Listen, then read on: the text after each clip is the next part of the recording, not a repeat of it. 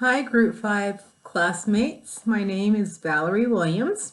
I was looking over the names in our group, and I recognize a few names, having been in classes with you before, and also some new names.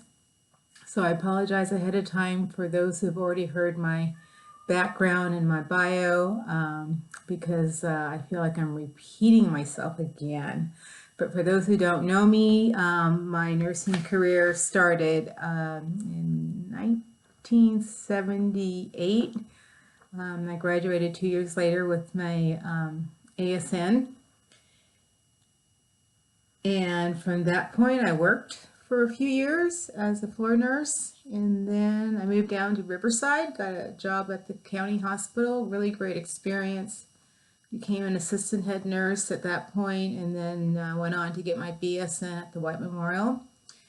And from that point, I worked for a while, almost 16, or actually 15 years for the county. And then I decided that I wanted to be more independent and have more autonomy in my practice. So I went back to NP school, got my RNP certification from Long Beach State in 1999, and then went on and got my master's degree at Cal State San Bernardino, along with my CNS.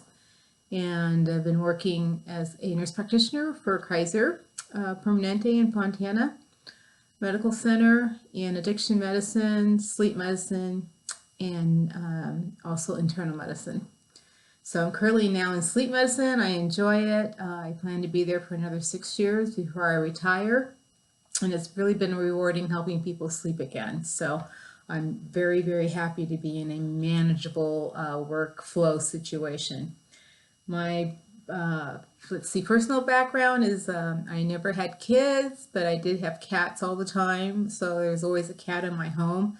Right now I have Popo. He's a little stinker, and he fills me with joy though, because he makes me laugh all the time. And my husband and I are pretty much newlyweds.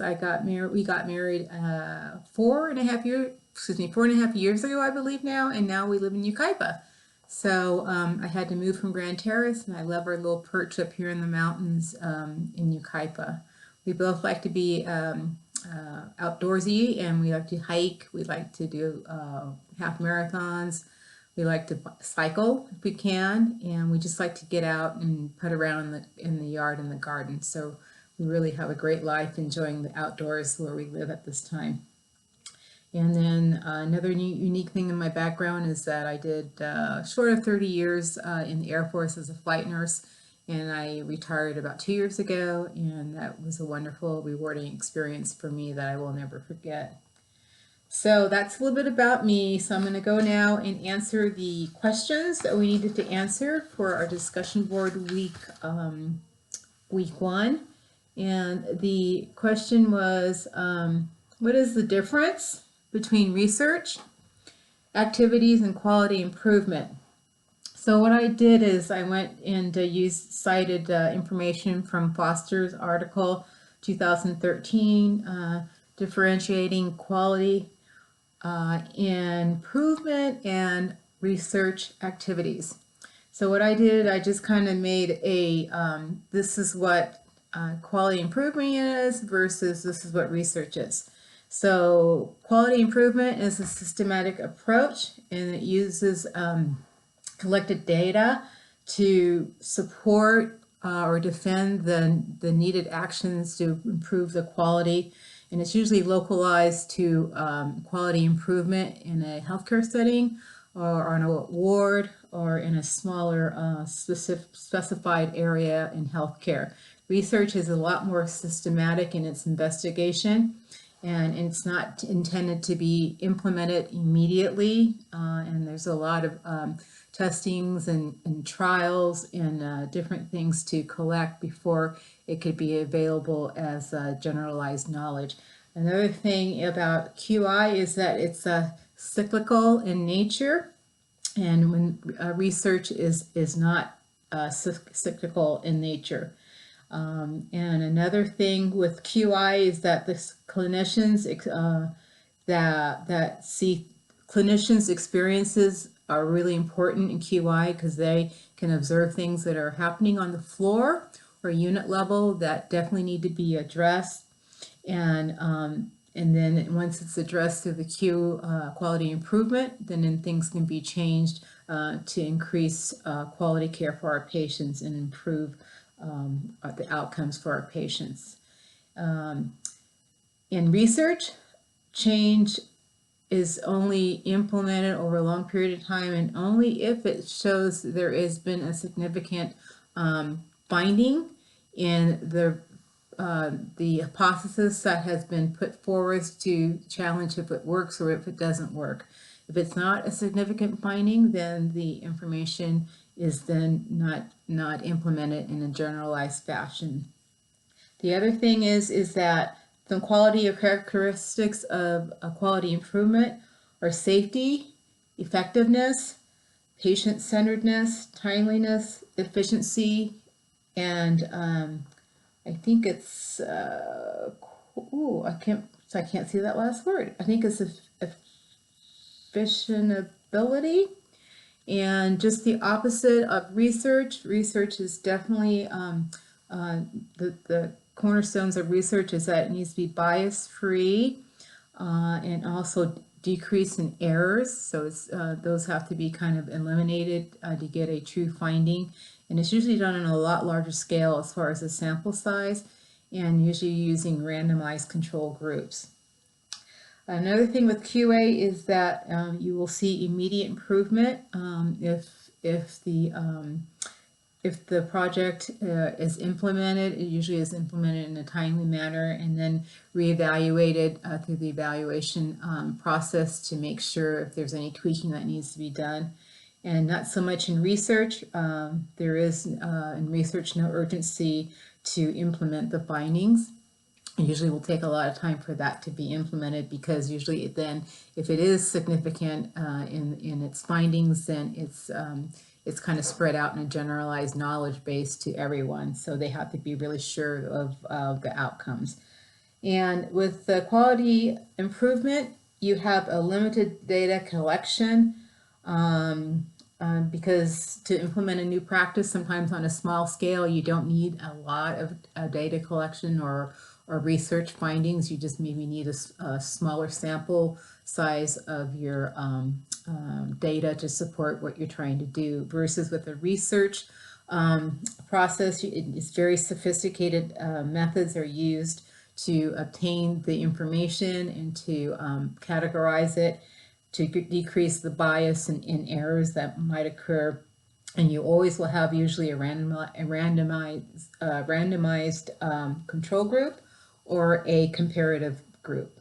And then the last thing is that with quality improvement, you usually will not need any IRB approval or patient consent. And with research, it 100% has to have an IRB approval and usually will include a patient consent. So the last question in our discussion board week 1 is, what is the role of the DNP in addressing the research to practice gap? Okay, and then what types of studies are especially critical for a DNP to employ or employ in addressing this gap? So the cited article was Vincent et al. 2010. The practice gap exists between research and practice, and in it it says that there is a gap because the research portion is usually done by the PhD or the scholarly prepared doctorate degree, and as the practice is usually the highest level of practical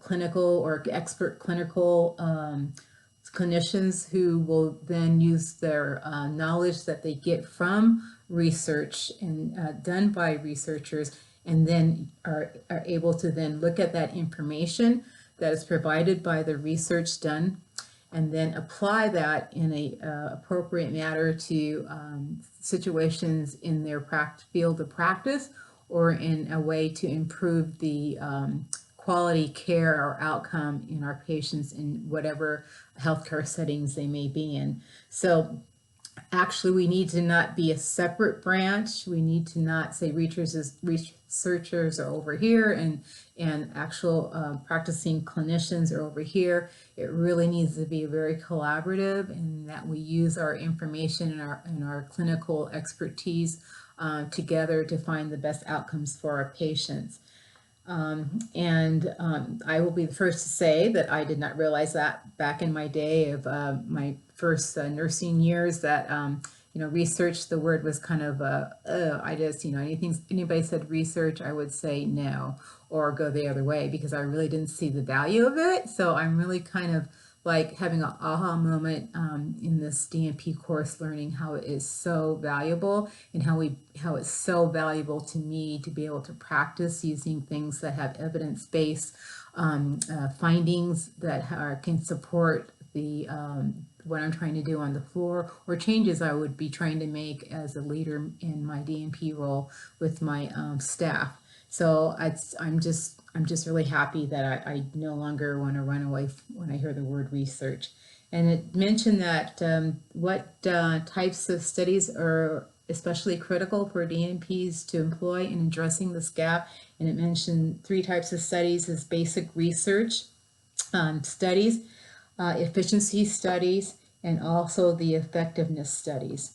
So the effectiveness studies are studies that are done in real world conditions, and there are also the efficiency studies are kind of more of a randomized controlled trials, okay, that have a causal relationship between interventions and outcomes, and it's a highly controlled it's usually done in a highly controlled condition, and there will be some cost, definitely some cost, or actually minimize cost, I think it is, to the to using these studies.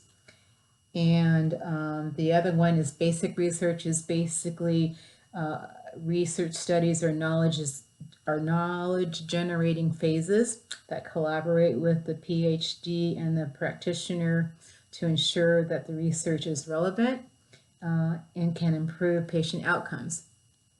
So thank you so much for listening to this. I hope, I'm sure most of you got that the same gist out of the reading material, which I thought was very good and kind of pinpoint, gave us the answers that we needed to help us answer these questions. And I look forward to working with all my colleagues in Group 5 and sharing information back and forth during our weekly posting and responses. So thank you so much for spending time with me this afternoon, and we'll see you seminar week. Bye-bye.